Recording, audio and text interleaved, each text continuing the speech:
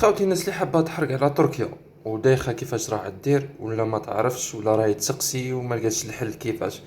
انا ارواح خويا العزيز انا نوري لك كل شيء من باسبور حتى ان شاء الله باذن الله تعالى تكون في المانيا. فهمت؟ انا على تجربتي تاع من قبل حركت وعاودوا رجعوني.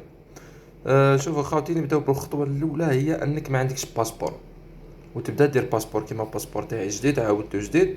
شوفوا خاوتي الباسبور الجديد لازم تجيب زوج تصاور شهادة الميلاد وشهادة الإقامة وكروباج تاع الدم وقسيمة من مصلحة الضرائب ب600 ألف وشهادة عمل أو شهادة عدم العمل أو سجل تجاري أو بطاقة حرفي.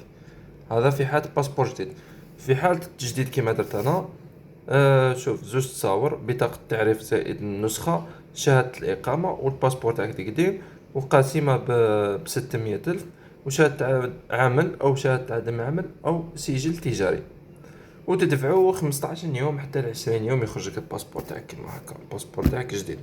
خاوتي حنا الباسبور هذا راهو جديد نحاولوا باش نعمروه بشحال من فيزا نبداو من الترك ونطلعوا ليسونسيال. خاوتي ادعمونا الكونت طلعوا لنا الكونت باش نقدروا نديروا لكم لي لايف ونفهموكم بشوي ونعاونوا الناس الكل. نعاونوكم لله في سبيل الله خاوتي ماني باغي لا دراهم ماني باغي لا شهرة ماني باغي حتى حاجة. نعاونوا الناس كامل ادعمونا بارطاج. والخطرة الجاية راح نحكي لكم على الفيزا تاع الترك كيفاش ديرها ونحكي لك كيفاش تشري بي تاع الترك وبزاف حوايج. ليسونسيال خاوتي عاونونا بارطاج هذا كونت جديد باسكو كان عندي كونت قديم سكروه لي عاودوا طلعوا لنا الكونت هذا جديد ومرحبا بالناس الكل.